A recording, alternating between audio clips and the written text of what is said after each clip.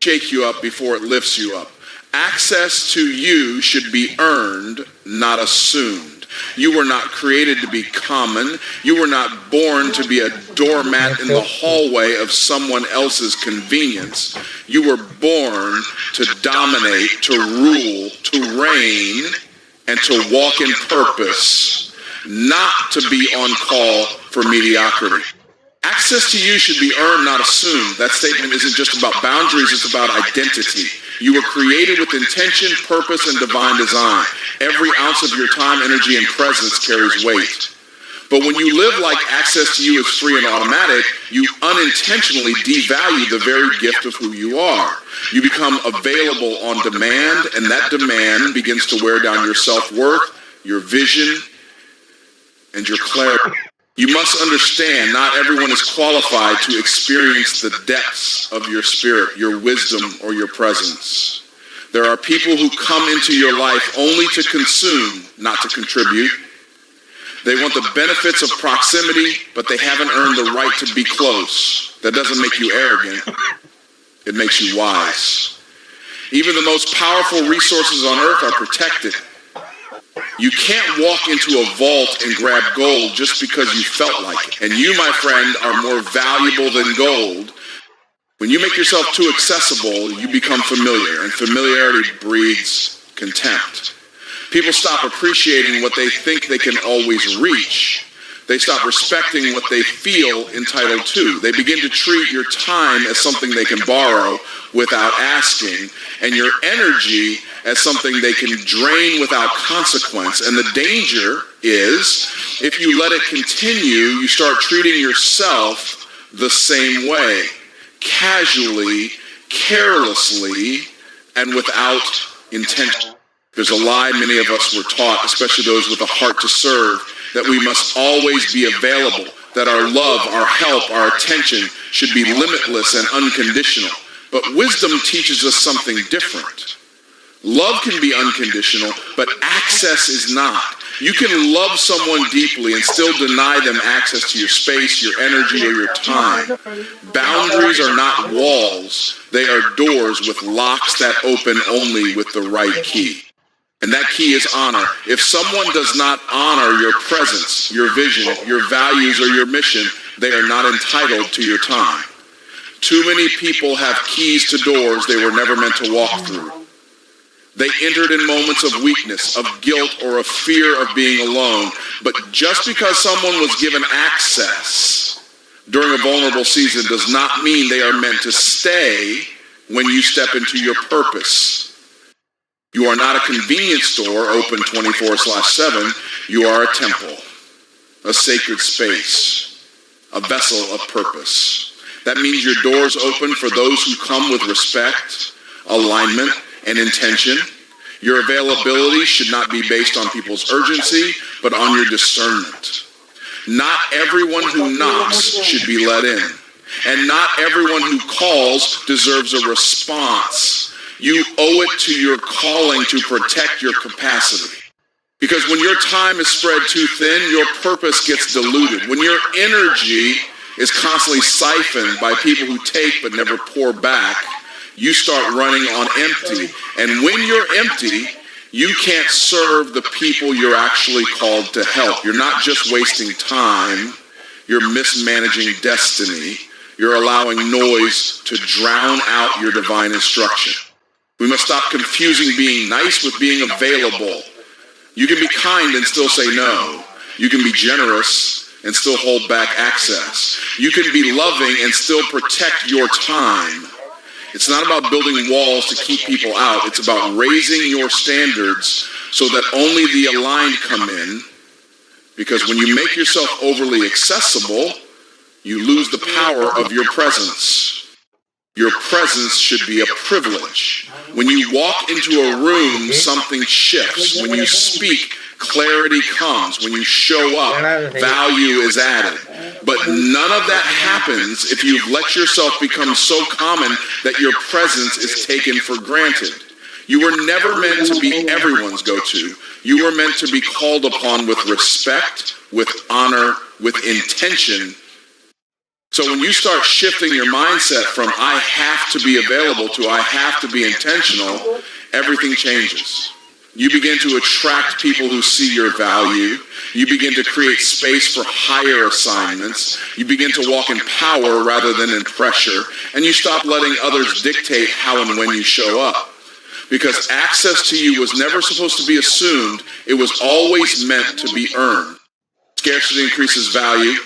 Don't be everywhere, be where you're called. This is not just about being selective with your time. It's about moving with divine precision. When something is always available, it becomes ordinary. When something is always seen, it stops being noticed. And when someone is always accessible, they start being taken for granted. You were not designed to be scattered across every opportunity, every platform, every conversation. You were designed for strategic placement, divine alignment, and intentional presence. When you're everywhere, you're diluted. Your message loses weight. Your presence loses power, and your identity gets stretched to fit environments you were never meant to occupy.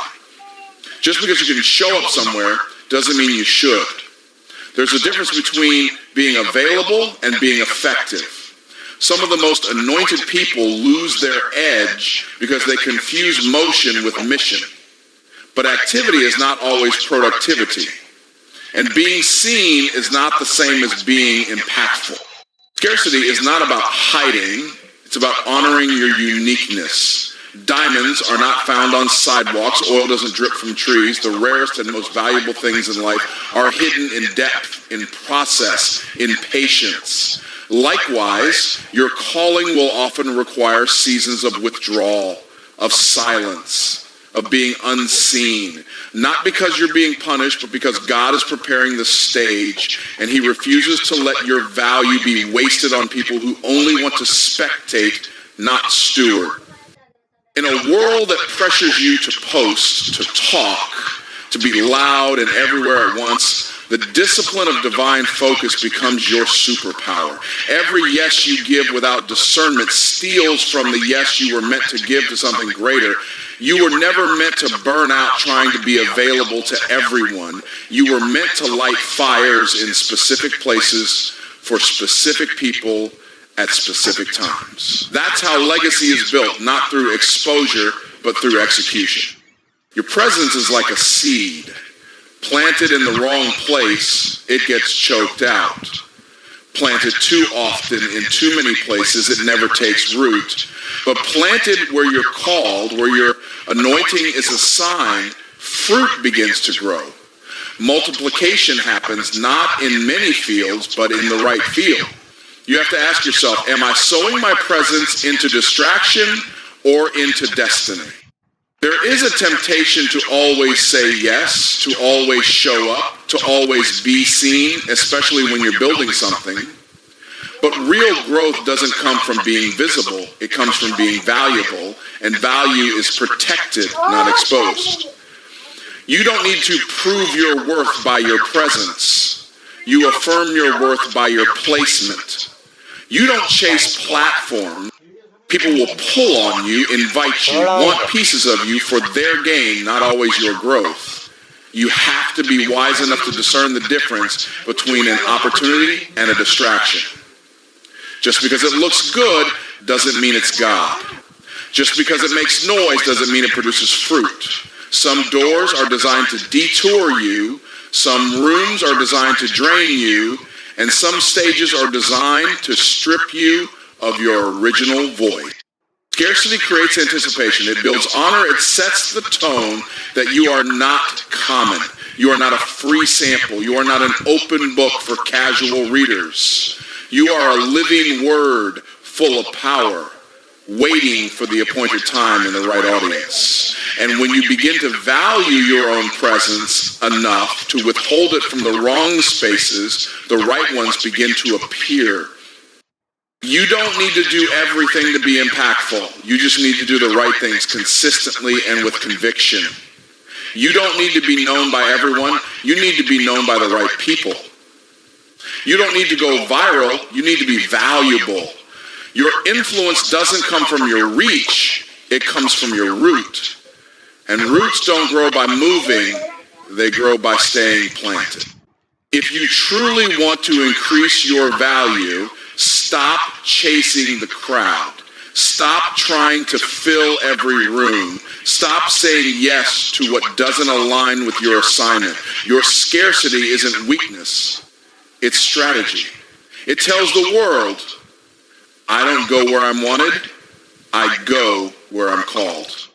Being overly available lowers your perceived worth. It's a subtle trap that often disguises itself as kindness, helpfulness, or loyalty. But in reality, it slowly chips away at how others view you, and even more dangerously, how you view yourself. When you make yourself constantly accessible, you train people to believe that your time, your energy, and your expertise come without cost. And when something is too easy to get, it rarely gets treated with respect. We've all been there, responding instantly to every message, showing up for every call, saying yes when we should have said no. At first, it feels like we're doing the right thing. We feel dependable, supportive, even admired. But slowly, the dynamic shifts. What was once appreciated becomes expected. What was once seen as a favor becomes seen as your obligation. And the more you give without boundaries, the more invisible your value becomes. People subconsciously associate value with exclusivity. Think about it. The most in-demand professionals, the most respected voices, the most sought-after mentors. They're not easy to reach. You have to book them, wait for them, prepare to speak to them. Their limited availability sends a message. This is someone whose time matters. But when you're always available, you're unconsciously telling the world, my time is cheap, and the world responds accordingly. It's not that people are malicious or ungrateful. It's that humans naturally assign less value to what they can always access. Think about your own habits. You probably treasure the friend who checks in every so often with deep conversation more than the one who texts you all day about nothing. You might admire the speaker who rarely shows up but delivers with power when they do. The principle is the same. Too much access leads to lowered impact. The danger of being overly available is that it also leads to internal resentment. You start feeling drained, overlooked, and underappreciated.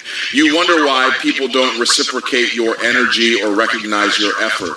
But the truth is, you train them to see you as always there, always willing, always ready. And people rarely treasure what they think will never go away. Resentment grows where boundaries are absent. You must learn that availability is not the same as love. You can love deeply without being constantly present. You can support someone without answering every call. You can be generous without giving yourself away. In fact, the more you protect your presence, the more powerful it becomes when you do show up. There is strength in strategic absence. There is influence in being selectively accessible. Being too available also crowds your schedule and clouds your focus. You become reactive instead of intentional. You end up chasing everyone else's emergencies instead of building your own legacy. You put your own growth on pause because you're constantly tending to the needs, requests, and demands of others. The very people you're trying to help may be the ones keeping you stuck, not because they mean harm, but because you haven't taught them how to treat you. Every yes to others is a no to something else. And when your calendar is full of low-value commitments, there's no room for high-impact opportunities. Being overly available makes you miss divine appointments. You're so busy being present everywhere that you're not fully present anywhere. Your energy becomes divided, and divided energy produces diluted results. Excellence requires concentration, not constant accessibility. There's also a psychological shift that happens when you reduce your availability. People start listening more closely when you speak. They pay more attention when you show up. Your words carry more weight. Your presence is felt more deeply. It's not arrogance, it's alignment. It's understanding that your time is not an endless resource. When you treat it like it is, people will too. But when you guard it like treasure, they'll learn to honor it. Perceived worth is built not just by what you do, but by how you position yourself. You don't need to overcompensate by being everywhere and everything to everyone. You don't need to solve every problem or respond to every call. Your impact isn't in your constant presence, it's in your purposeful placement. When you stop being overly available, you don't become selfish, you become strategic. You attract what you believe you're worth, not just what you want. It's easy to write down goals, say affirmations, and declare that you want abundance, love, opportunity, or favor. But the universe, and more importantly, God, doesn't respond to what you say you want. It responds to what you deeply believe you deserve. Your life right now is a mirror reflecting not just your desires, but your sense of self-worth. You tolerate, what you chase, and what you settle for are all rooted in your internal value system. People often wonder why they keep attracting toxic relationships, low-paying opportunities, or environments where they're underappreciated. The truth is harsh, but liberating. It's not just happening to you, it's happening through you. Deep down, if you don't believe you're worthy of more, you won't create space for more. You'll self-sabotage without realizing it. You'll shrink in rooms where you were meant to expand. You'll talk yourself out of promotions, partnerships, and powerful moments because your inner narrative says, I'm not enough. Wanting something and being ready for it are two very different things. You can desire $1 million business, but if your identity still feels broke, your actions will sabotage that vision. You can want a healthy, respectful relationship, but if your self-worth is tied to trauma, you'll feel uncomfortable when someone actually treats you well.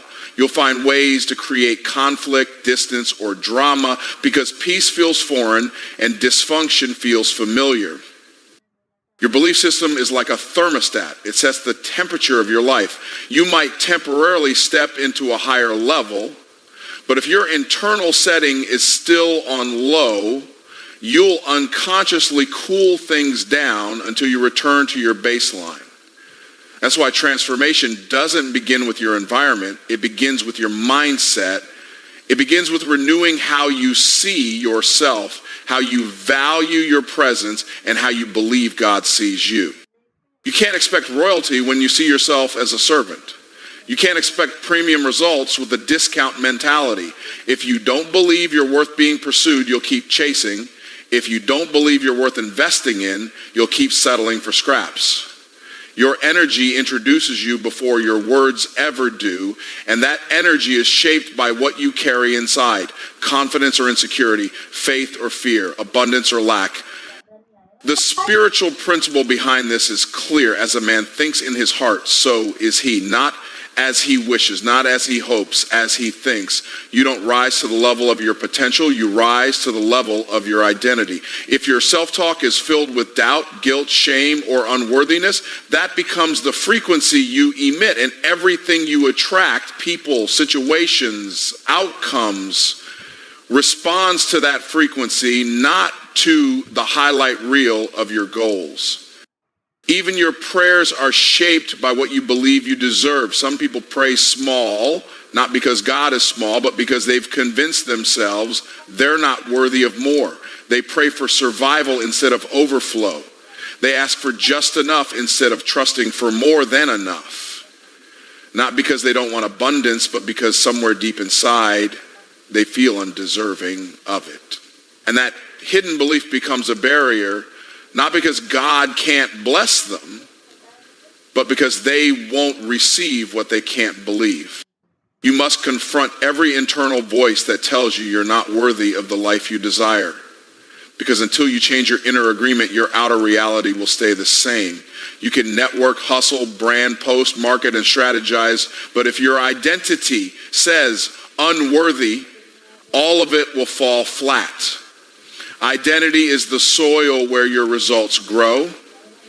If the soil is toxic, the fruit will never taste right. You don't get what you want. You get what your spirit believes you deserve. This is why healing is not optional, it's essential. You cannot upgrade your life without upgrading your self-esteem. You must forgive the voices that broke you, the environments that ignored you, and the past that tried to define you. And you must allow yourself to believe deeply, consistently, unapologetically, that you are worthy of everything good that is meant for you. Not based on your perfection, but based on your identity as someone chosen, someone called, someone destined. The shift begins when you stop waiting for people to validate your worth and start walking in it. When you stop asking for permission to believe in yourself. When you stop hoping someone else will see your value and start deciding to live like it's already true. Because the moment your belief aligns with your vision, your life begins to rise. Not just because you want it to, but because now you finally believe you're worth it. Protect your energy by auditing who has access to you. Your energy is one of the most powerful currencies you have. It fuels your creativity, your focus, your decisions, and your direction. Yet many people give it away freely without question to anyone who asks, complains, or simply shows up. They don't realize that every conversation, every message, every visit is an exchange, either an investment or a withdrawal. When you're constantly drained, distracted, or discouraged, it's rarely just a circumstance issue, it's often an access issue. People carry energy. Some uplift, some burden. Some align and some distract. When you allow people into your space who don't value your peace, you slowly lose your clarity. You start second guessing yourself. You lose momentum. You carry weights that were never yours to bear. And if you're not careful, you begin to confuse their chaos with your calling. That's why you must become intentional about who gets a seat at your table, because not everyone is qualified to dine where destiny is being served. There are people in your life right now who have unrestricted access but offer no return. They call when they're in crisis but disappear when you're in need.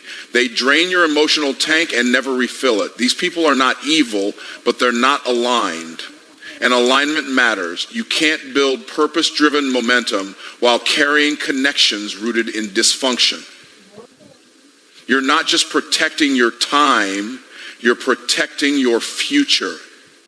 Energy leaks are real. They come through conversations that leave you anxious, through obligations that make you resentful, through relationships that keep you small.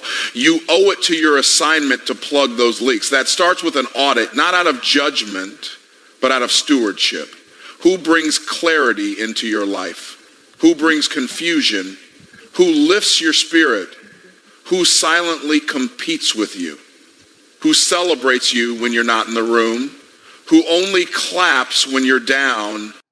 Your energy is your atmosphere, and your atmosphere determines your growth. Nothing can grow in a space that's constantly chaotic. Nothing can evolve when it's surrounded by unresolved tension. You must become a guardian of your atmosphere. That doesn't mean you isolate yourself. It means you elevate your standards. It means you stop granting backstage passes to people who only show up to critique the performance but never help build the stage. It's important to realize that just because someone has history with you doesn't mean they have a future with you. Familiarity is not qualification. Longevity is not loyalty. Some people were only meant to walk with you through one chapter, not the whole book. But because you haven't reevaluated their role, they're still present, still speaking into your life, still influencing your energy, and that influence unchecked becomes interference. You need people who protect your purpose, not provoke your pain, who speak life when you forget who you are, who correct you in love, not criticize you out of insecurity, who are committed to your elevation, not just your availability. These are the kind of people who deserve access, not just because they're positive, but because they're aligned. They know who you are and respect what you carry. Every yes you give to the wrong energy is a no to your growth. Some people thrive on drama. And if you're not careful, you'll become part of their cycle. You'll find yourself solving problems that were never yours, fighting battles that were never assigned to you, and holding space for people who wouldn't hold the same for you. This isn't about ego, it's about stewardship. You are responsible for what you allow into your space. When you protect your energy, you sharpen your focus, you hear God more clearly, you execute with precision, you attract people who are purpose-driven, not problem-centered, you stop reacting and start responding, you begin to move with intentionality, not obligation, because your energy is no longer being drained by what's beneath your assignment, it's being invested into what's aligned with your destiny. You only get one mind, one spirit, one life. Don't let it be overrun by noise disguised as necessity. You are not obligated to stay connected to anything or anyone that constantly costs you peace. Begin the audit, not from a place of bitterness, but from a place of wisdom. Because anything that consistently pulls you away from who you're becoming is a threat to your calling, even if it once felt like home. You are not for everyone, and that's exactly why you're valuable. It's a truth that many struggle to embrace because it feels uncomfortable. We live in a world that often encourages mass appeal and universal acceptance. We are taught that we need to fit in, to be liked, to be seen as valuable by everyone around us, but the reality is, the more you try to be everything for everyone, the less you become what you are truly meant to be. You start diluting your essence, shrinking your greatness, and denying the uniqueness that makes you remarkable. The truth is, exclusivity breeds value. Think about the rarest things in life. The rarest gems, the finest wines, the most sought-after talents. They aren't valuable because everyone can have them. They're valuable because not everyone can access them. The same is true for you. Your true worth is not measured by how many people you can please or how many people can have access to your gifts. It's about how deeply you align with your purpose and how consistently you show up as the best version of yourself for those who truly need you. Not everyone is meant to understand you, and that's okay. The world is full of opinions, expectations, and judgments, but none of them define your worth. The people who align with your mission, who resonate with your energy, and who appreciate your uniqueness are the ones who matter. The others, they may come, they may go, but they don't shape your identity.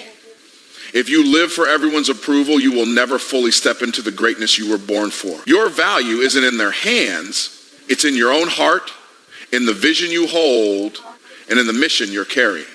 When you recognize that you're not for everyone, you begin to stop stretching yourself thin trying to prove your worth. You stop compromising your values and your boundaries just to gain acceptance or avoid rejection.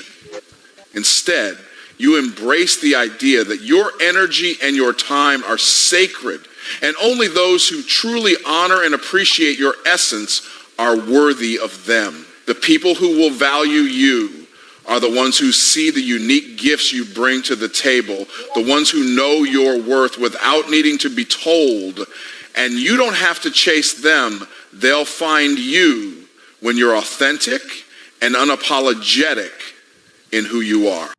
There's a certain freedom that comes with knowing you're not for everyone. It's the freedom to stop shrinking, to stop dimming your light just to make others feel comfortable. It's the freedom to stand tall in your truth, to be unapologetic about your passions and your purpose without fear of judgment or exclusion. When you stop trying to please everyone, you free yourself to focus on what truly matters. The people and opportunities that are meant to be in your life. You stop wasting energy on what isn't aligned with your purpose, and you begin to invest in what is. Your uniqueness is a treasure, not a flaw. Every characteristic that makes you different is part of what makes you valuable. The way you think, the way you speak, the way you see the world. These are gifts that only you can bring into the world. Trying to change them to fit into someone else's mold is like taking a rare piece of art and trying to turn it into a mass-produced print. It loses its beauty. It loses its purpose, and it loses its value. You are created to be one of a kind. Embrace that truth, and the right people will find you and appreciate you for who you are, not for who you pretend to be. There is power in being different. It's in the contrast, the edges, the spaces where you stand out. It's in the willingness to stand alone for a time, to say no to what doesn't serve you, and to say yes to the calling that stirs your soul. When you embrace the fact that you're not for everyone, you give yourself permission to create your own path, free from the pressure of comparison or competition. You no longer have to chase after the crowd or follow the trends. You create your own vision and invite the people who are meant to walk that path with you. Being unique doesn't mean being isolated, though. It simply means being intentional about who you allow into your circle. The relationships that matter will be the ones that resonate with the real you, not the version of you that you try to be for others. When you stop pretending to be someone you're not, you start attracting the people who are meant to share your journey, people who will celebrate your individuality and encourage your growth. You stop attracting people who drain your energy and start drawing in those who amplify your purpose. The more you align with your true self, the more you begin to realize that not everyone will get it, and that's okay. There's no need to explain or justify your path. The right people will understand it without you saying a word. You will naturally gravitate toward those who share your vision, your values, and your passion. And those relationships will be the ones that elevate you, not the ones that try to mold you into something. Embracing the fact that you're not for everyone is an act of self-respect. It's you recognizing that your time, your energy, and your presence are precious. And when you begin to guard them with wisdom and discernment, you'll see just how much more you attract what's meant for you. You'll start to realize that being selective about who has access to you is one of the most powerful ways to honor yourself and your purpose. Because when you're not for everyone, it means you're exactly who you're meant to be, for the people and the opportunities that truly matter.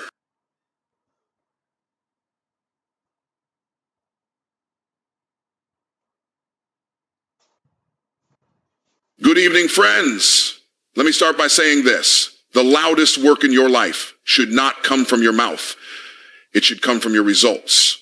You see, too many people want to be seen before they become. They want the platform before the preparation. But purpose doesn't show up at the sound of applause. It shows up when you're willing to build in silence.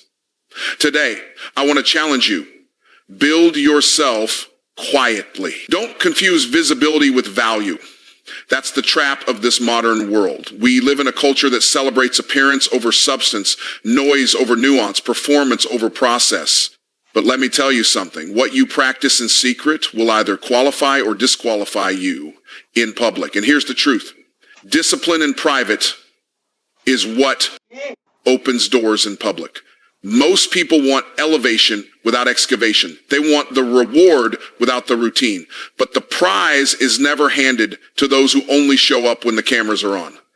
The prize is reserved for the ones who show up when no one's watching, when no one's clapping, when no one even knows they're there. Let's break it down. There's a difference between hustle and alignment. When you're aligned with your purpose, you don't wait for outside motivation. You operate from internal conviction.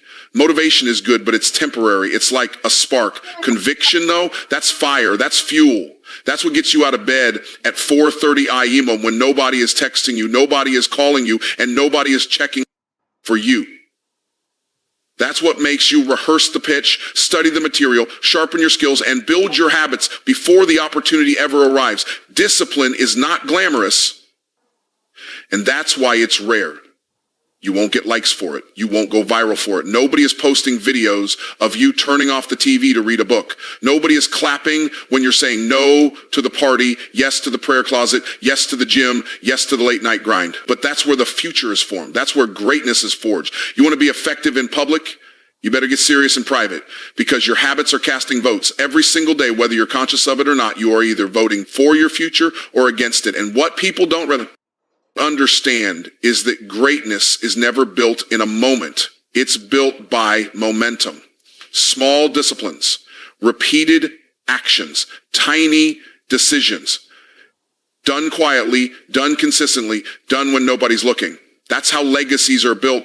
That's how breakthroughs happen. That's how giants are made. I've seen people with more talent than discipline fade out in 5 years. I've seen people with average skill but extraordinary self-retraite dominate industries because they were willing to do the work nobody wanted to do in the times nobody wanted to do it. Discipline is a multiplier. It takes your average and gives it excellence. It takes your mediocrity and gives it mastery. But it only works if you do. Think of the most impactful people you've ever seen, not the ones who just look good for a season, but the ones who leave a mark. They didn't get there by showing off.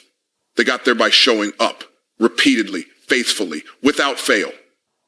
They got there by making private discipline their non-negotiable standard. They understood that the platform is not the place where you learn. It's the place where you reflect what you've learned. It's not the gym, it's the game. And if you haven't trained in silence, you will get exposed in the spotlight. See, the thing about discipline is that it's not just about action, it's about identity. You don't just do disciplined things. You become a disciplined person. And once you become that person, you don't need external pressure to act. You act because it's who you are. And once your identity is locked in, consistency becomes effortless. Discipline becomes automatic because you've decided that your future is too important to leave to feeling. And when that becomes your mindset, you don't need accountability partners. You become your own accountability. I know it's hard.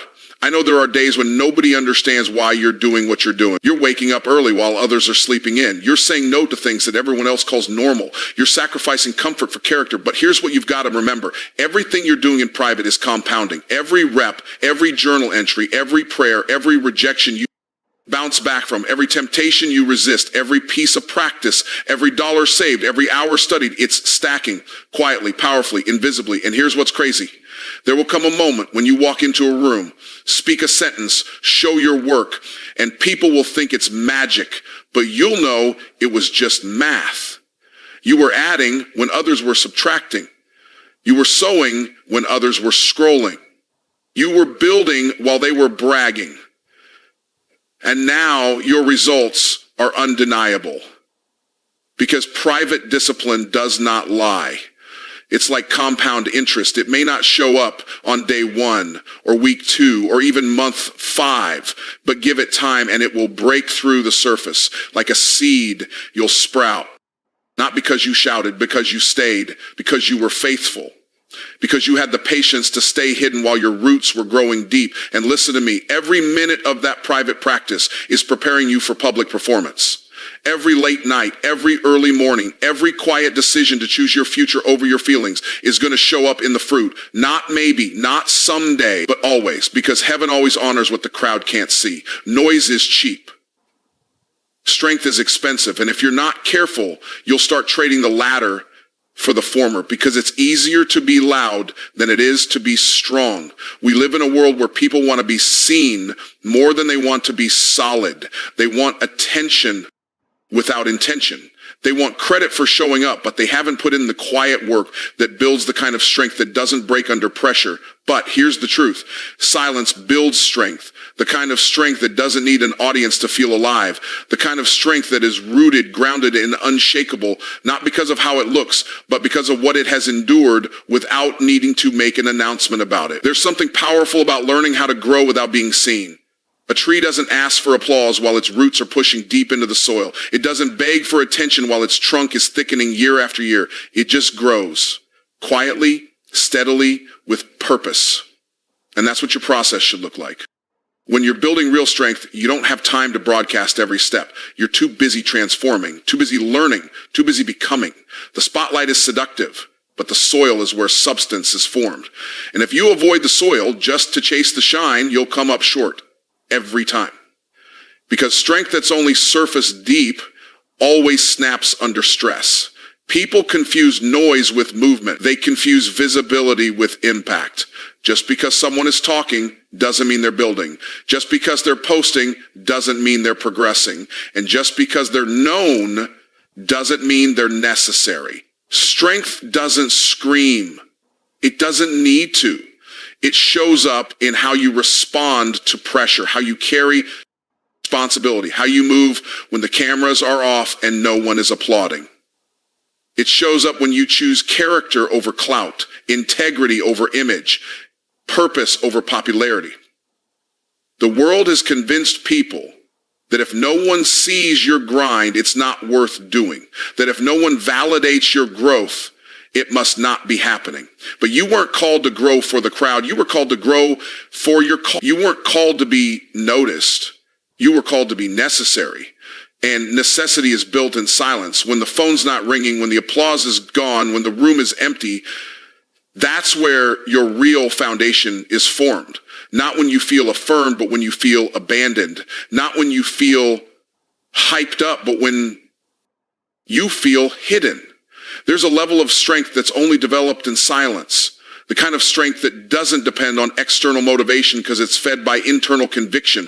The kind of strength that walks through rejection and doesn't lose its fire. That keeps building when no one is buying. That keeps praying when no one is listening. That keeps studying when everyone else is sleeping. That keeps saying no to distractions. Yes to discipline. Yes to development.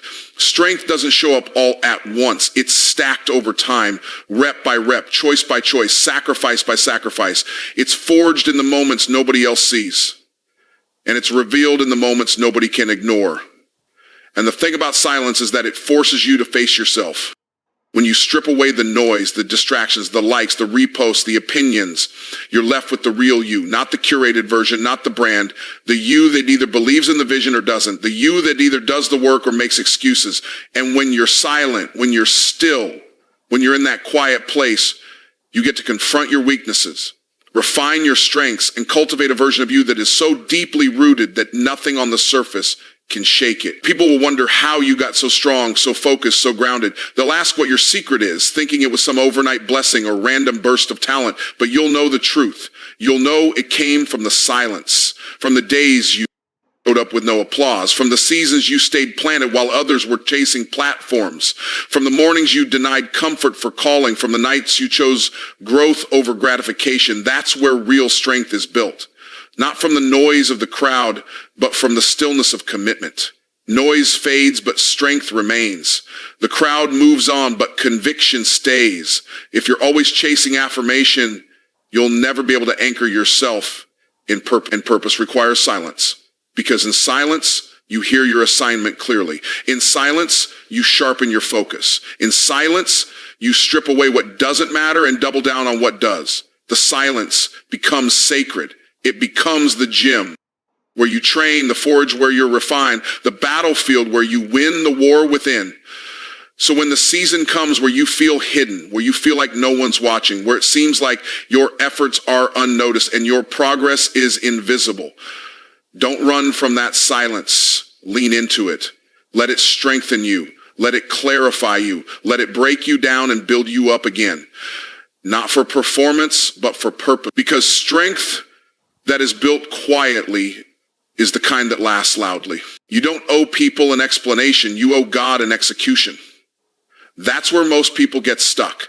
They keep pausing to explain, to justify, to get permission from people who were never assigned to understand their purpose in the first place. You can't run your race while constantly turning around to make sure the crowd's okay with your pace. Some of the most powerful things you'll ever do in life won't make sense to the people around you. And that's exactly why you need to stop seeking validation and start walking in obedience.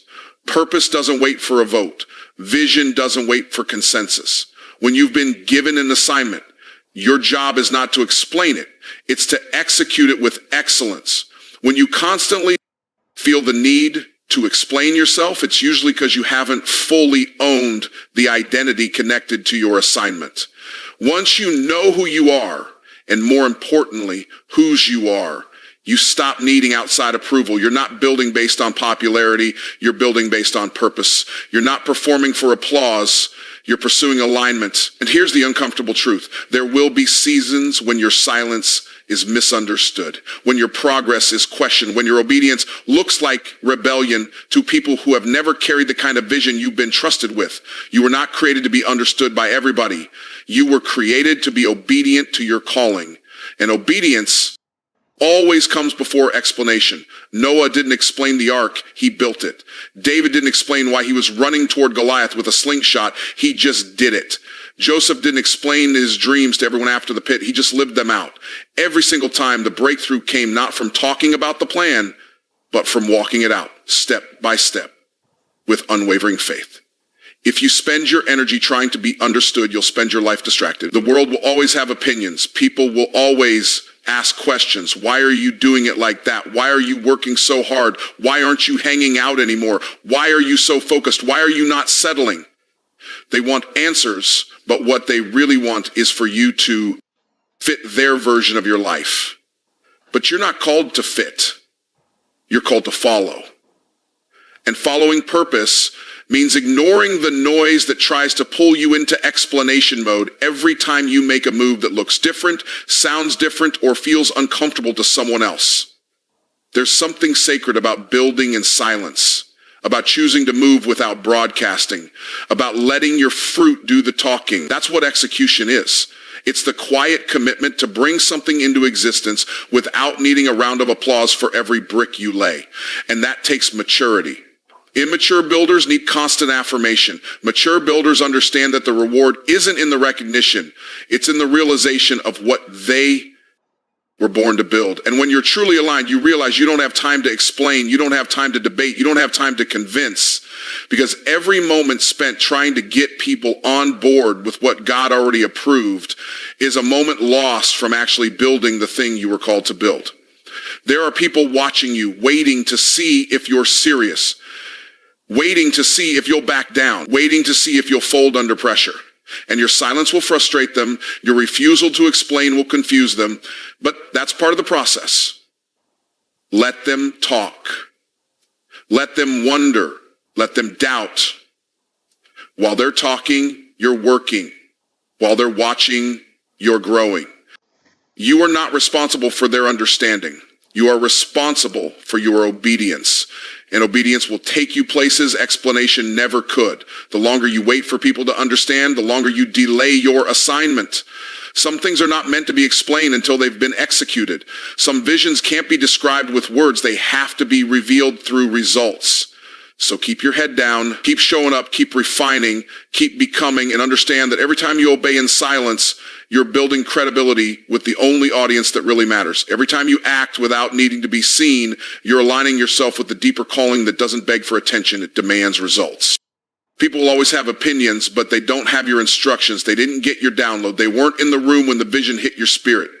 They didn't hear the whispers in the dark when you were at your lowest being pulled by something greater. They didn't see the nights you cried, the sacrifices you made, the times you almost quit but didn't.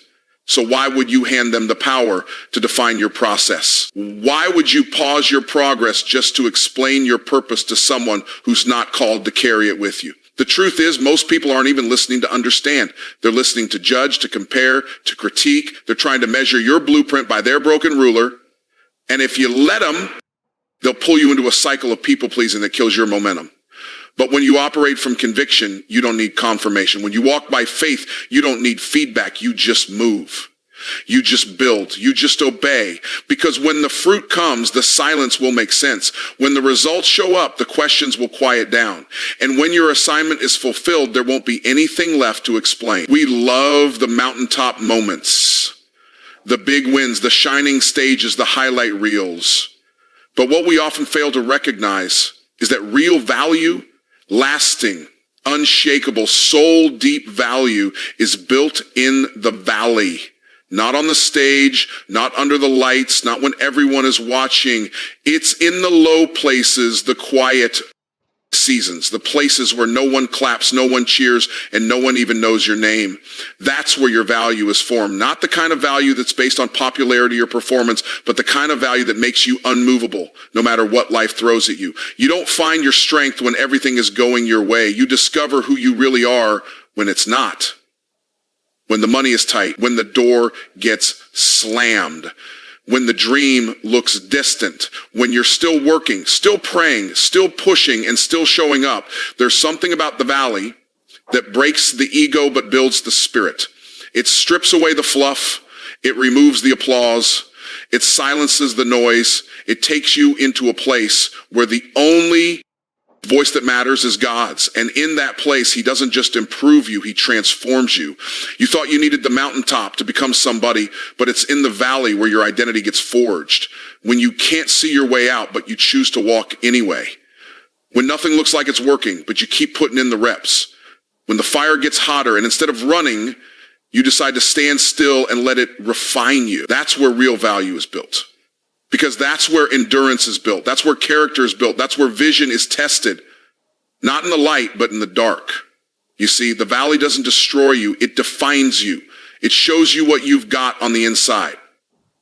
It exposes what needs to be healed, what needs to be grown, what needs to be surrendered. It humbles you, but it also equips you, because if you can lead in the valley, if you can stay faithful when everything looks broken, then you can be trusted with the weight of success when it comes. Too many people want the blessing without the burden, but God doesn't give elevation without preparation. And preparation happens in places that don't feel good, but are absolutely necessary. There's something powerful about learning to keep your hands moving in the valley. When the emotions are heavy, when the vision is cloudy, when the encouragement is non-existent, and still you write, you build, you train, you give, you speak, you serve.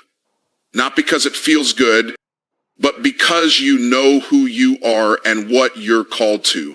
That's not hype, that's maturity. And it's that kind of maturity that makes you unstoppable when the spotlight finally shows up. Because when you've been trained in the valley, you don't fall apart on the mountain. You've already fought through storms. You've already stood through fire. So now, when the pressure increases, you don't shrink, you rise. But don't be surprised when your valley season is misunderstood. People will assume you're losing because they can't see the internal wins. They'll question your direction, your pace, your choices. They'll wonder why you're not shining yet, why you're not posting the proof, why you're not keeping up with their version of success. But what they don't understand is that your silence isn't failure, it's formation. While they chase platforms, you're building roots. While they chase attention, you're building endurance. And what they don't realize is that when your season shifts, you won't just be visible, you'll be valuable, you'll be weighty, you'll be trusted. Because the valley built something in you that performance never could. You also learn to listen in the valley. When everything's quiet and the distractions fall away, your ears become sharper. You start to hear things you never noticed when the volume was high. You hear your doubts more clearly, but you also hear your faith. You hear your fear, but you also hear your purpose calling out from the core of your being. The valley becomes the place where you don't just hear God, you learn to trust him. Not because you got what you wanted, but because he showed you who you are. And that is far more valuable than any platform you could ever stand on, because the platform can be taken away, but identity built in the valley stays with you no matter what. People spend their whole lives trying to avoid the valley. They run from discomfort. They medicate their disappointment. They scroll through their suffering, but you can't escape the process and still expect the promise. The value isn't in the avoiding, it's in the enduring. Every great leader you admire had to walk through a low place before they could stand in a high one. Every anointing carries a price.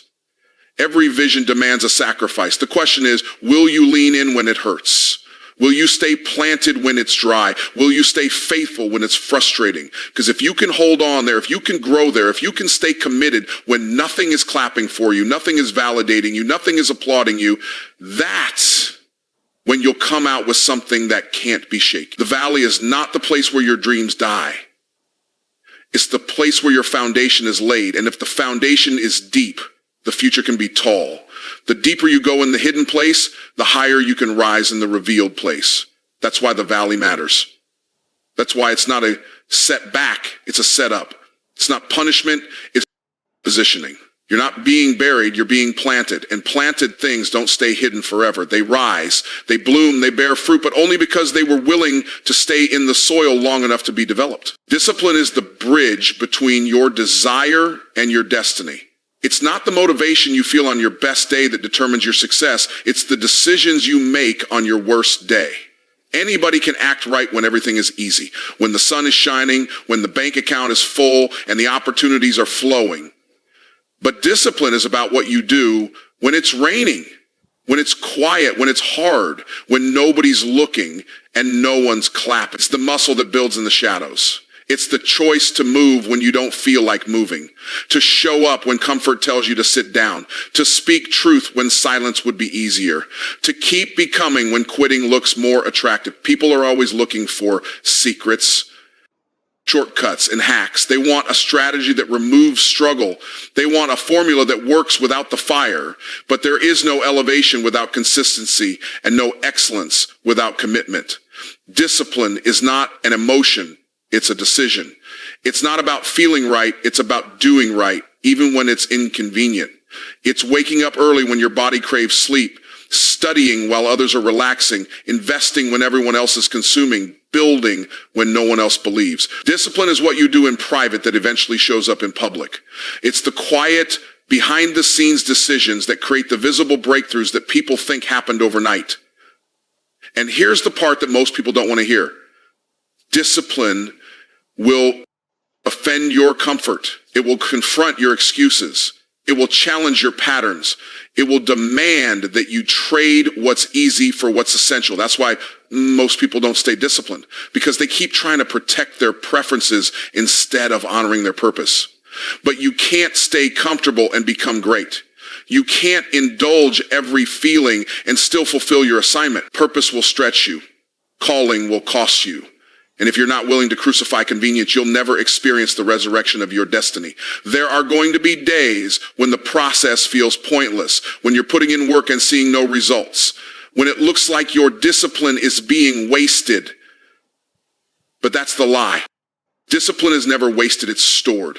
Every rep, every choice, every small yes compounds over time. And just because you can't see the fruit today doesn't mean the root system isn't growing. Farmers don't dig up the seed just because they don't see a sprout in 24 hours. They trust the process, they water it, they guard it, they wait on it, because they understand that the fruit is always on the other side of consistency.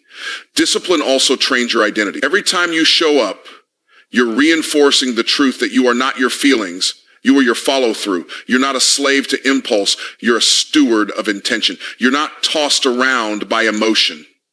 You are grounded in execution. And the more you walk in that, the more your internal world aligns with your external results. You stop relying on hype to get started. You stop depending on perfect conditions to do the work. You start showing up because that's who you are. You're a builder, a finisher, a doer. And the discipline begins to rewire your mindset so that hard becomes holy and delay becomes development. People may admire your success one day, but what they won't see is the 100 mornings you got up before sunrise, the nights you turned down distraction to study your craft, the meals you skipped to invest in your future, the parties you declined to stay focused, the battles you fought in your own mind to not give up. They'll call it talent, they'll say it was luck, but you'll know the truth. You'll know it was discipline, the invisible labor that birthed visible results, the daily dying to lesser desires so you could become who you were created to be. The truth is, every breakthrough is built on the back of boring, not glamorous, not flashy, just boring consistency, doing what needs to be done even when you don't feel like doing it. And that's where most people lose. They're not willing to be bored long enough to be great. They quit because they don't feel inspired. They abandon the process because it's not exciting anymore. But if you can learn to find joy in the mundane, to find purpose in repetition, to find strength in the ordinary, that's when you become dangerous. That's when you stop being a dreamer and start being a deliverer. Discipline gives you authority, not just over results, but over yourself, over your mind, over your habits, over your decisions. And when you learn to lead yourself, you won't be so easily led by your circumstances. You won't be manipulated by your moods. You won't need everything to be perfect to move forward. You'll have that internal fire, that unshakable commitment, that immovable resolve that says, I don't feel it today, but I'm doing it anyway. I'm tired, but I'm showing up. I'm discouraged, but I'm not stopping, because what I'm building is bigger than how I feel. You can tell who has discipline by how they move when no one is watching. Do they still show up? Still train? Still serve? Still learn? Still give? That's the test, because the world celebrates performance, but God honors persistence. And the ones who win long term are not always the most talented, they're the most consistent. The ones who kept grinding when no one believed. The ones who kept building when the applause died down. The ones who didn't wait for permission to become powerful. They just decided daily to master the little things, and eventually the little things multiplied into something undeniable. Discipline is the difference between people who talk and people who build, people who start and people who finish, people who wish and people who win. And once you understand that discipline is a form of freedom, everything changes, because you're no longer a prisoner to procrastination, to excuses, to distraction. You're free to execute, free to create, free to move with purpose, not emotion. And that kind of freedom doesn't just change your results, it changes your life. You don't attract what you want, you attract what you are.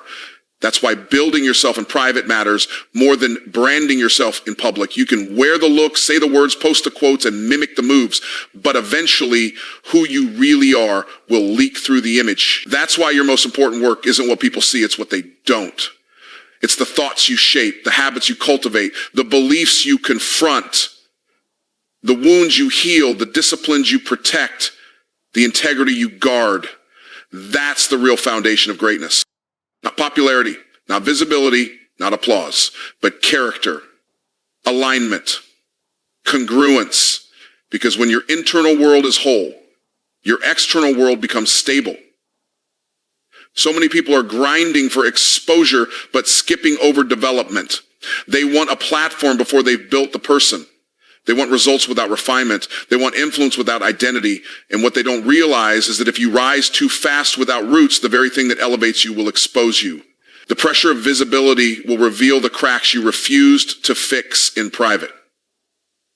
The weight of influence will magnify the inconsistencies you ignored when no one was watching. So if you want to be ready for what you're asking for, you've got to become it before you receive it. You got to embody it before you announce it. You got to build yourself into the kind of person who can carry the very thing you're praying for. Real growth is not glamorous. It's not sexy. It doesn't always feel inspiring. Sometimes it looks like wrestling with your mindset, forgiving people who won't apologize, confronting insecurities you've hidden behind achievement, shutting your mouth when your pride wants to defend itself, staying silent when gossip feels justified, choosing discipline when indulgence seems easier, owning your mistakes when no one's forcing you to. That's the real work. The deep, often invisible work that transforms you from the inside out. And it's not fast, it's not loud, it's not applauded, but it's because the inner world you ignore will sabotage the outer world you build. You don't build power by pretending to be powerful. You build it by becoming unshakable. And that kind of strength doesn't come from pretending you have it all together. It comes from being honest about where you're still broken. It comes from laying your weaknesses on the altar and letting God meet you in the places where you feel most unqualified. You don't have to fake wholeness to be effective. You just have to be willing to heal. Because when you start healing, you stop leaking. You stop bleeding on people who didn't cut you. You stop sabotaging opportunities with fear. You stop misinterpreting feedback as rejection. You stop running from growth and start running toward it, because now you know who you are without the mask. People keep asking how to attract better relationships, better opportunities, better environments, but that's the wrong question. You don't attract what you ask for, you attract what you're aligned with. So if you're still attracting chaos, drama, inconsistency, instability, don't just look around, look within. What in you is still in agreement with dysfunction? What unhealed part of you keeps accepting less? What belief are you still holding that tells you this is all you deserve? Because once you grow past it, you won't even tolerate what you used to chase. Your appetite will change. Your standards will shift. Not because you're better than anyone, but because you've finally become aligned with your assignment. It's easy to build for the camera, to curate an image, to chase relevance. But that's not the assignment. The assignment is to build something real, something lasting, something that stands when trends change, when applause fades, when followers unfollow, when the world stops clapping. Because legacy isn't built in the spotlight. It's built in the shadow. Built in the decisions no one sees, the integrity no one praises, the standards no one understands, the pruning seasons that don't look like progress, but are setting the stage for the kind of impact that can't be manufactured.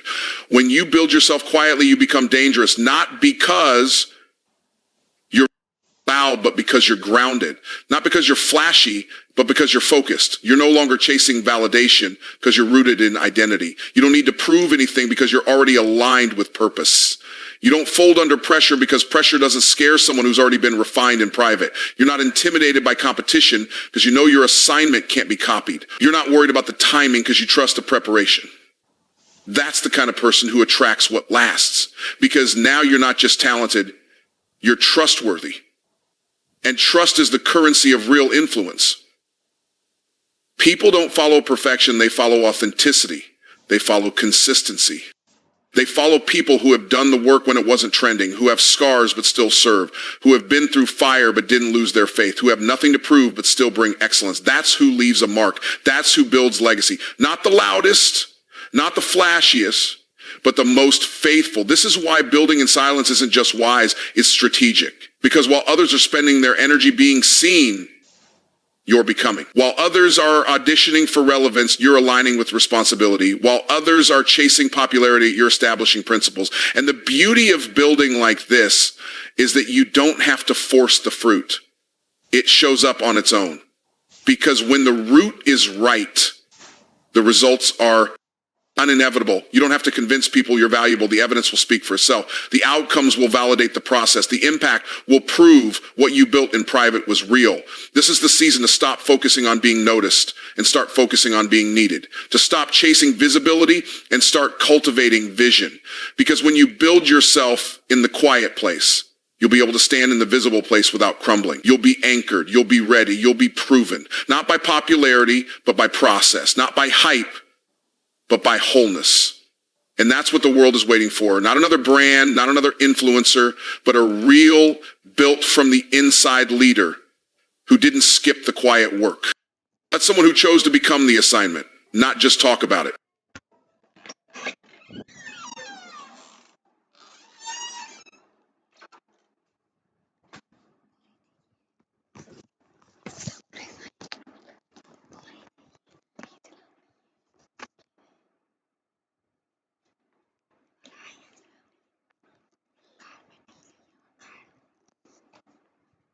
No, don't go crazy.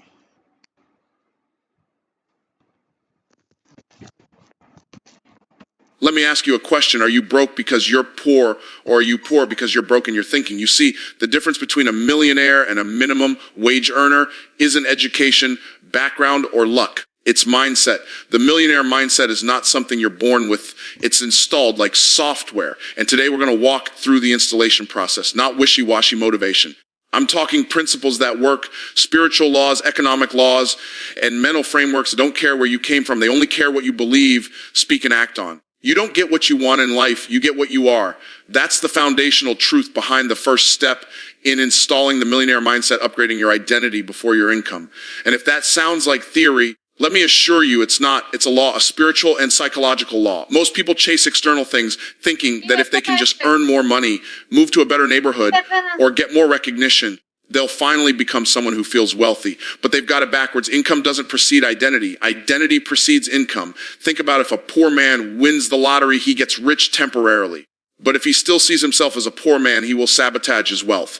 Why? Because his identity won't let him live at a level higher than what he believes he's worth. He might not do it consciously. He might blame inflation, bad luck, or the market. But it's not external forces that broke him. It's the mismatch between who he became financially and who he remained internally. His identity refused to rise. His thermostat was set to struggle. You've got to understand that your mind has a financial thermostat, a set point that determines how much money you feel comfortable holding, earning, or growing. Most people think that if they can just grind a little harder, put in more hours, or hustle nonstop, they'll outwork their limitations. But your income can never outrun your identity. It will always find a way to return to the level you believe is normal for you. Until you change that, you'll never experience permanent wealth. You must begin by seeing yourself differently. That means letting go of the version of you that was trained to think small, to settle for survival, to believe that wealth is for other people. That version of you might have come from a home where there was never enough. You might have heard adults arguing over bills, worrying about rent, stressed about whether they could afford the basics. And those patterns didn't just affect your memories, they shaped your self-concept. You began to believe at a subconscious level that wealth was out of reach. That struggle was honorable, and that suffering was just part of life. But that's a lie, a deeply rooted lie that you've got to uproot before you can plant seeds of prosperity. Your Creator didn't design you for survival. You were made to thrive. You were given gifts, talents, vision, creativity. And if you can align those gifts with your faith and renew your mind, you'll begin to operate at a higher frequency, not because you're chasing money, but because you're becoming a person that attracts it. The person you want to be, the wealthy, confident, impactful version of you already exists in potential. Your job is not to create that person. Your job is to uncover, unlock, and align with that person. Every time you speak words of life over your future, you're pulling that version of you closer. Every time you act in faith, even when your circumstances don't yet agree, you're upgrading your identity. That's how real transformation happens. Let's go deeper. Most people make decisions based on who they are now. That's a poverty mindset. A millionaire mindset makes decisions based on who they are becoming. For example, when faced with an opportunity, maybe an investment, a coaching program, or a chance to start a business, the broke identity says, I can't afford that, while the millionaire identity asks, how can I afford that? What do I need to shift to make that possible? One shuts down opportunity. The other opens the door to expansion. It's not just about affirmations or hype. It's about acting your way into alignment. Start carrying yourself like a person of value, not arrogance, but assurance. Don't wait for the money to show up before you treat yourself with respect. Dress like you're going somewhere important. Speak like your words matter. Surround yourself with people who challenge you to level up. Read the kind of books that stretch your thinking. Take risks that scare you a little. Do the things your future self would thank you for. And don't be surprised when you feel resistance. Your current identity will fight to survive. It doesn't want to die. That's why you'll feel fear, doubt, even guilt when you start to grow. That's not a sign that you're doing something wrong. It's proof that you're breaking through.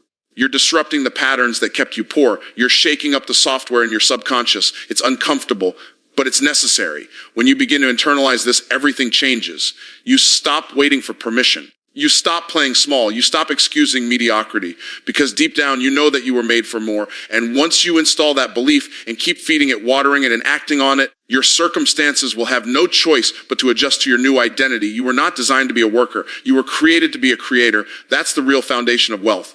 And yet, the vast majority of people live their entire lives in a system that trains them to trade time for money, to clock in and clock out, to labor for someone else's dream while their own vision dries up in the corners of their imagination. They were given divine gifts, creative power, and the ability to shape worlds with ideas, but they were taught to survive instead of thrive.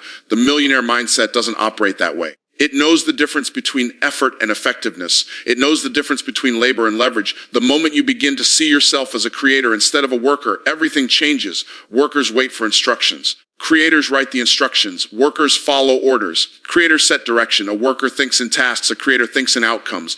And the wealth you're after doesn't respond to time. It responds to transformation. You get paid in direct proportion to the size of the problem you solve and the value you create, not the number of hours you grind.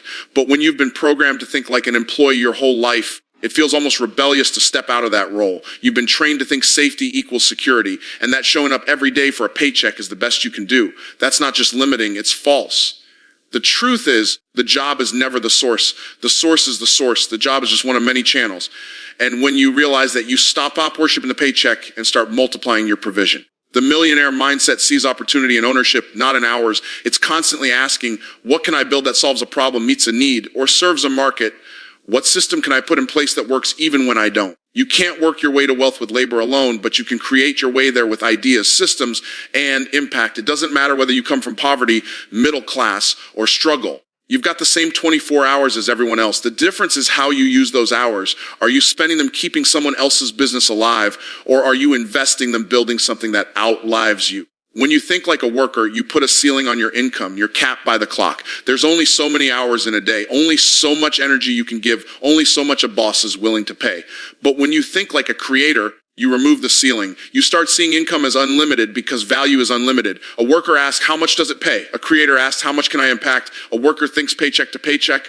A creator thinks generational legacy. This is not about quitting your job tomorrow. It's about refusing to let your job define your potential. It's about waking up to the fact that you have creative power inside you, and that power is wealth waiting to happen. You are made in the image of a creator. That means creativity is not optional. It's embedded in your DNA, and it's not just about art or music or writing. Creativity is the ability to bring forth something that didn't exist before and turn it into something valuable. That could be a business model, a marketing idea, a consulting strategy, a digital product, a real estate deal. The form doesn't matter.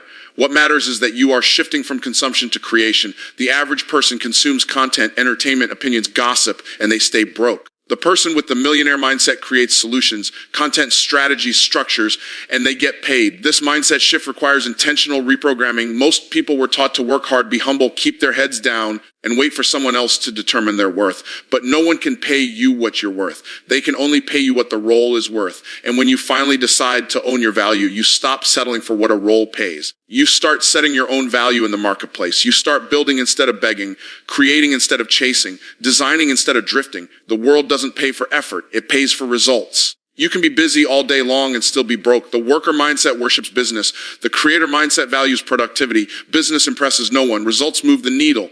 When you think like a creator, you start identifying assets where others see liabilities. You see time not as something to pass, but as something to invest. You look at skills not as something to trade for wages, but as seeds you can multiply.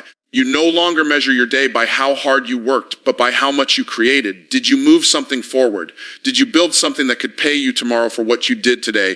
That's the question that drives the millionaire mind. Not did I work enough, but did I create enough? And don't think this is just about business owners or entrepreneurs. You can be a creator in every area of life. Inside a job, inside a family, inside a ministry, inside a movement. The point isn't whether you have a business. The point is whether you have a vision you're building, something that isn't tied to an hourly wage, something that can scale, something that can outlast you. That's where the real wealth comes from. It comes from creation, from producing, from being fruitful and multiplying, not just in faith, but in finance, in legacy, in results. The minute you realize you were never meant to be a worker, you start walking like someone with authority. You start talking like someone with ownership. You start thinking like someone who's in charge of outcomes, not just tasks. That's the beginning of financial freedom. Money is a tool, not a god.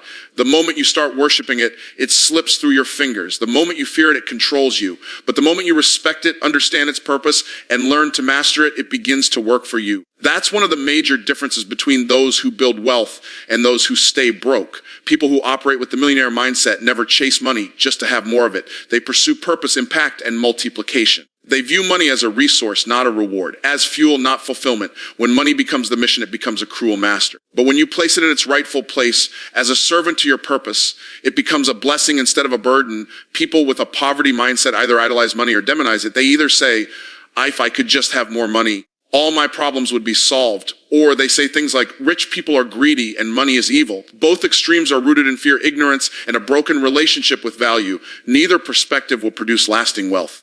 Money is not moral. It's a magnifier. It only makes you more of what you already are. If you're selfish, money will amplify that. If you're generous, money will amplify that. If you're insecure, money will not heal you. It'll expose you. That's why it's dangerous to pursue money without first doing the heart work. You don't need to be perfect, but you do need to have clarity. You need to know what money is and what it isn't so you can position it properly in your life. The wealthy don't see money as the end goal. They see it as a utility. It's a medium of exchange. It's a byproduct of value creation. It flows to those who solve problems, and it flees those who chase it in desperation. If money runs your emotions, it owns your decisions. If you feel anxious when you don't have it and proud when you do, it's got too much power over you. But when you see it as simply a tool to build, grow, and serve, you gain control. Respecting money means understanding how it works. It means studying the flow of cash, learning to manage it, and refusing to let it intimidate you. The same way a builder learns to handle a hammer, a wealthy person learns to handle a dollar. You learn its laws, its principles, its tendencies. You study it not because you worship it, But because you plan to use it wisely, people who respect money don't waste it. They don't throw it at liabilities and then cry about being broke. They don't live to impress people. They live to build legacy. They don't buy things to prove their worth. They invest to multiply their value. Every dollar they earn has an assignment. Every cent has a purpose. There's intention behind their spending. They tithe. They give. They invest. They steward. Because they understand that money must be managed to grow. It must be honored to multiply. Money disrespected disappears. Money respected multiplies. One of the clearest signs that someone doesn't respect money is that they fear it. They don't understand it, so they avoid it. They don't talk about it. They don't plan for it. They avoid their bank statements. They ignore debt. They hope things will just work out. But that's not respect. That's avoidance. Respecting money means you confront it head on. You ask the hard questions. You learn how to make it, keep it, grow it, and use it. You develop discipline. You budget. You calculate. You forecast. Not because you're obsessed, but because you're an authority. Respect means stewardship. You can't manage what you're afraid to look at. You can't multiply what you refuse to understand. On the other hand, worship and money is just as dangerous. Some people become addicted to the feeling of accumulation. They think their value rises with their net worth. They begin to serve money instead of using money to serve their purpose. Their decisions are controlled by the fear of losing what they have. They become stingy, anxious, overprotective. Their self-worth gets tangled up in their bank balance. They may look rich on the outside, but they're spiritually and emotionally bankrupt.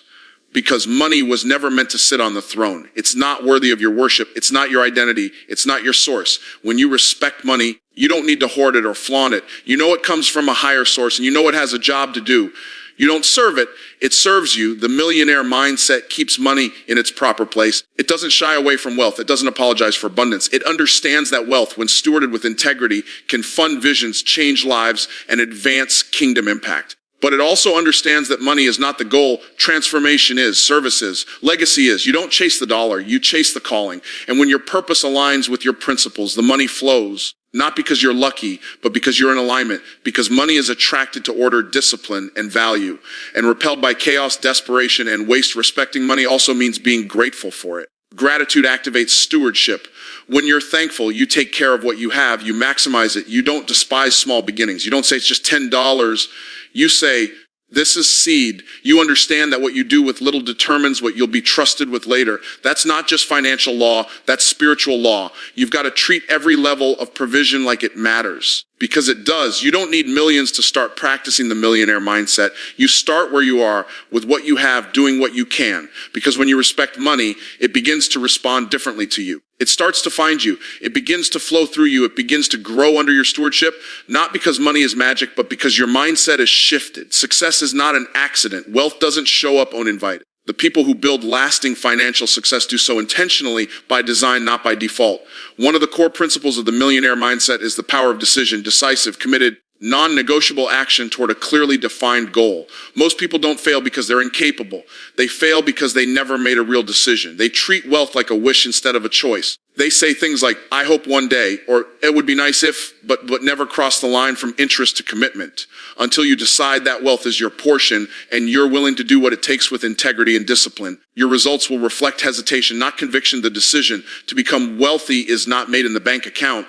It's made in the mind. It happens when you stop treating money as optional and start treating mastery as essential. A true decision cuts off all other options. It says, this is who I am now. Not someday, not eventually, not after the conditions are perfect. A real decision doesn't wait for the environment to cooperate. It commands the environment to shift. It's not passive, it's powerful. When someone has made a true decision, you can hear it in their voice, you can see it in their schedule, and you can feel it in their discipline. Their time, attention, and energy begin to align with the outcome they've chosen, not the circumstances they're in. But most people don't make decisions. They make suggestions. They make temporary commitments. They start with enthusiasm and quit with excuses. That's not how wealth is built. Wealth requires consistency. Not just hustle, but alignment. Not just movement, but momentum. And that momentum comes from being anchored in a decision that you refuse to back away from. That's why you can't afford to make decisions based on emotion. Emotions fluctuate, but decisions direct. If you only do what feels good, you'll never do what's necessary. The millionaire mindset doesn't chase comfort. It chooses growth. Growth requires pressure. It demands discipline. It requires that you show up even when you're tired, unsure, or afraid. Because when the decision is real, quitting is no longer an option. People often say they want to be successful, but they're not willing to give up the habits that keep them struggling. They want wealth, but they don't want to release their addiction to distraction, entertainment, or validation. You cannot become someone new while clinging to the identity of your former self. There's a price to pay for wealth, and the price is not just money. It's the old mindset. It's the comfort zone.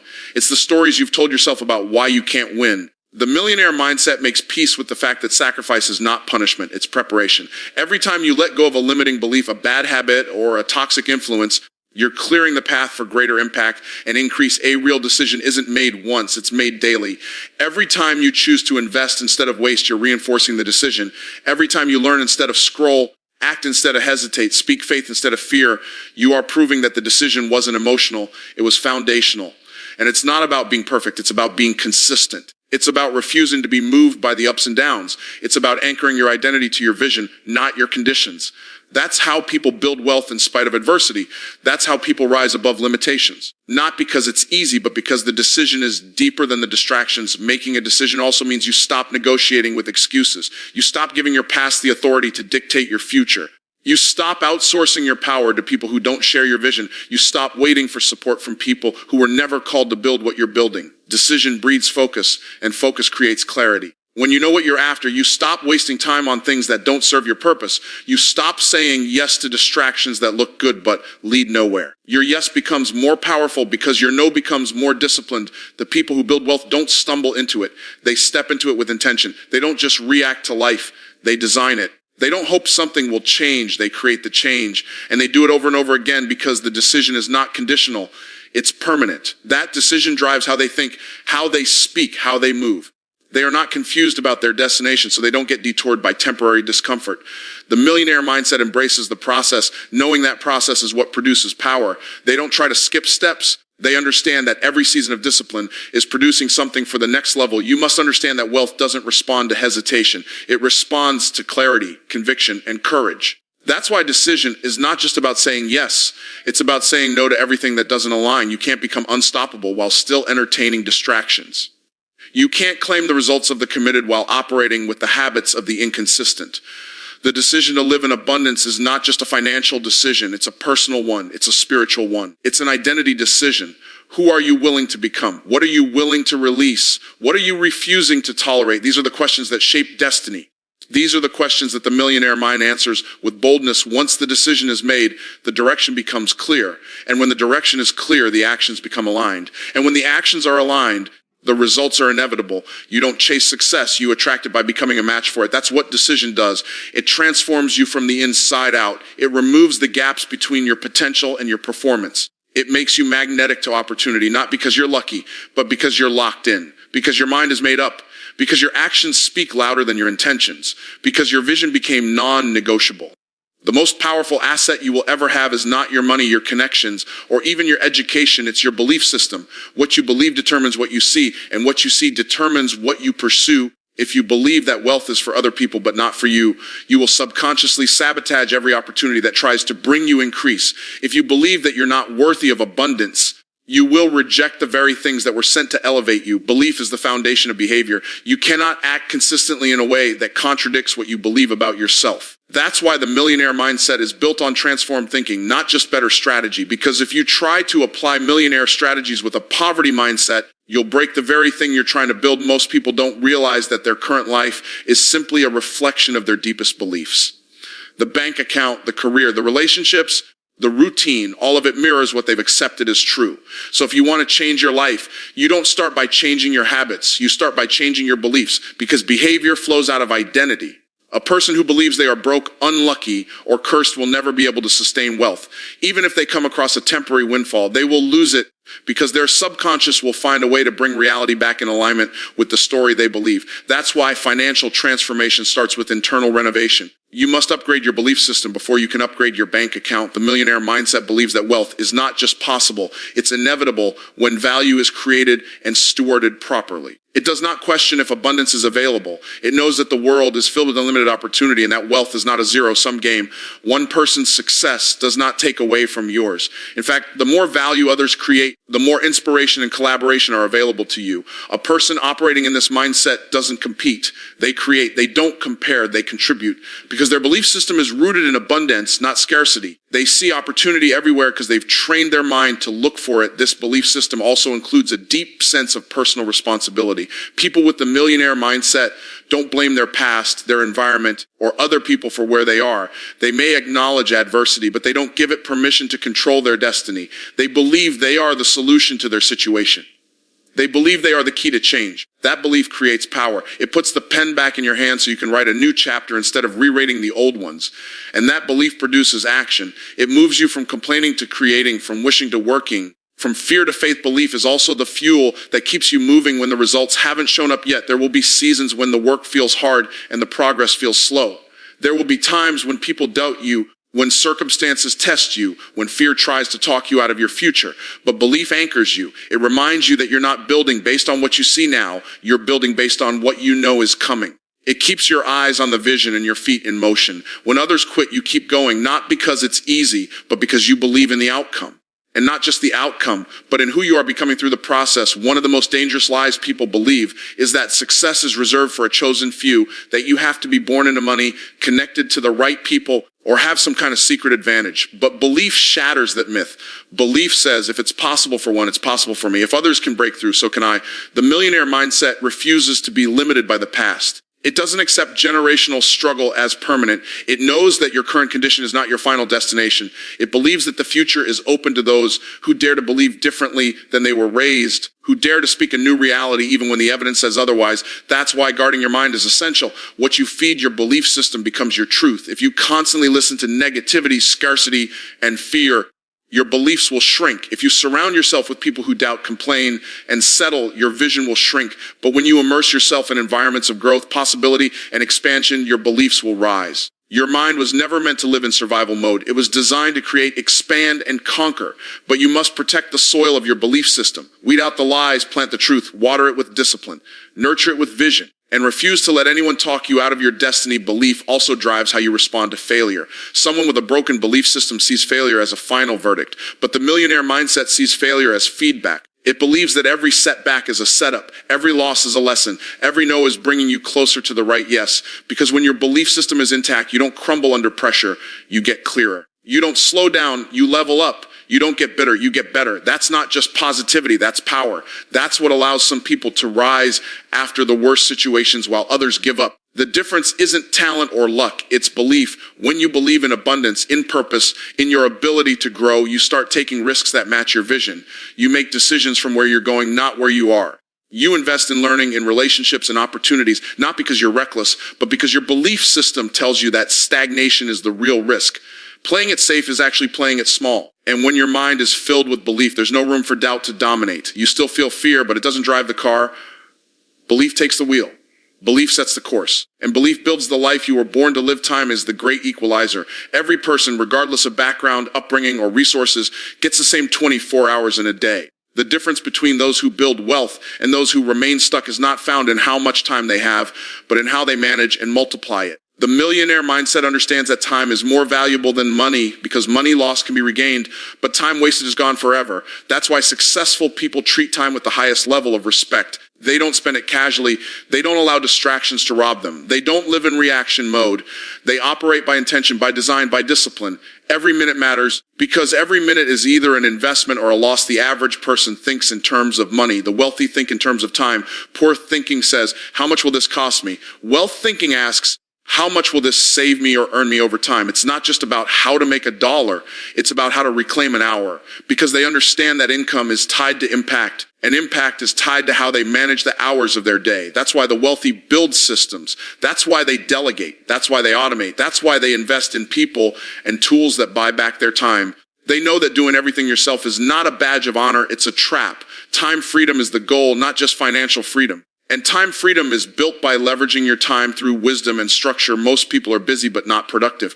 They confuse activity with achievement. They're constantly moving but going nowhere. That's because they haven't learned to prioritize. When you don't know your priorities, everything feels urgent. You spend your day putting out fires instead of building foundations. But the millionaire mindset begins with clarity. It knows what matters most. It understands the difference between important and urgent. It doesn't just react to demands. It organizes around goals. It protects the calendar like a fortress. Because if you don't run your day, Your day will run you. And when your time is wasted, your destiny is delayed. There's a cost to saying yes, and the successful understand that. Every yes is a no to something else. That's why they are selective with commitments. They don't jump at every opportunity. They measure it. They ask, does this align with my vision? Is this the best use of my time? If the answer is no, they walk away without guilt. Because time management is not just about scheduling. It's about stewardship. It's about honoring your assignment and refusing to be pulled in 100 directions. People with a millionaire mindset don't allow urgency from others to create emergencies in their life. They create space for thinking, for building, for strategizing, because they understand that rest is productive. Reflection is productive. Stillness is not laziness. It's leadership. Time also reveals what you really value. If someone says their family is important, but they never spend time with them, the truth is in their calendar. If someone says they want to build wealth, but their schedule is filled with entertainment, distraction, and comfort, they're lying to themselves, because what you do daily reveals what you believe. The millionaire mindset builds habits that reflect vision. It doesn't rely on willpower. It builds systems that make success inevitable. It wakes up early, not out of obligation, but out of dedication. It invests the first part of the day in purpose, not problems. It doesn't leave the future to chance. It puts it on the calendar. That's also why successful people think long term. They don't just chase the quick win or the fast check. They understand that short-term thinking is expensive. They make decisions today with tomorrow in mind. They know that what they build in secret eventually shows up in public. They plant seeds now so they can harvest later. That's why they read, learn, invest, grow. Not because they're behind, but because they're ahead. They're living in the future before it gets here. They build with legacy in mind. They structure their time to leave something that lasts, and they don't make excuses. They don't say, I don't have time. They say, it's not a priority. And then they take full ownership of that choice. They refuse to play the victim of the clock. Instead, they become masters of it. They use tools, strategies, and focus to make the most of every hour. They eliminate the noise, cut the fluff, and get to the point. They know that if they want uncommon results, they can't afford common distractions. Social media, gossip, procrastination, pointless meetings, none of these have a seat at the table when time is valued correctly. The millionaire mindset understands that wasting time is worse than wasting money, because time is life in currency form. Discipline around time isn't about being rigid. It's about being ready. When you manage your time, you become more available to opportunity. You can say yes to the right things because you've already said no to the wrong ones. You don't miss divine appointments because you're caught up in meaningless obligations. You don't burn out because you've built in margin. And that margin creates room for creativity, rest, clarity, and innovation. The wealthy know how to hustle, but they also know when to pause, because both are necessary. Pace and purpose must be aligned. Otherwise, you'll be moving fast in the wrong direction. That's why you must treat your time like an asset, not an afterthought. You must become intentional about who gets your minutes, what gets your energy, and where you invest your attention, because the return on time is exponential. 1 hour spent on the right thing can shift your whole trajectory. One focused week can produce what others try to do in a month. One disciplined year can unlock a decade of harvest, but only if you guard the gate of your time, only if you refuse to let the trivial replace the transformational, only if you stop living by default and start living by design. The millionaire mindset doesn't just build wealth, it builds structure. And that structure begins with mastering the moments, honoring the hours, and multiplying the minutes that shape your life